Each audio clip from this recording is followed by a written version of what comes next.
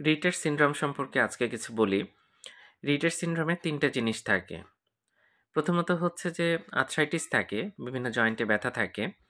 এর সাথে ইউরেথ্রাইটিস থাকে, অর্থাৎ প্রস্রাবে জ্বালা যন্ত্রণা হয়, প্রস্রাব করতে গিয়ে কষ্ট হয়। এটা একটা বিভিন্ন জয়েন্টে ব্যথা এবং কনজাংটিভাইটিস, চোখটা লাল হয়ে থাকে।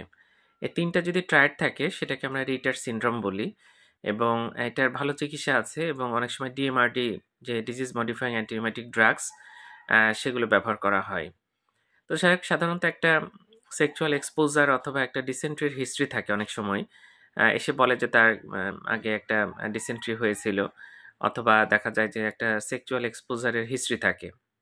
তারপরে যদি এই ৩ টা ফিচার থাকে, কনজাংটিভাইটিস, ইউরেথ্রাইটিস এবং আর্থ্রাইটিস, বিভিন্ন জয়েন্টে ব্যথা, তাহলে কিন্তু আমরা রিটার সিনড্রোম সন্দেহ করে থাকি। বিভিন্ন টেস্ট আছে, এটা করে কনফার্ম করা যায় এবং এটা ভালো চিকিৎসা আছে। এরকম যদি হয় অবশ্যই দ্রুত একজন রিউমাটোলজিস্ট দেখাবেন।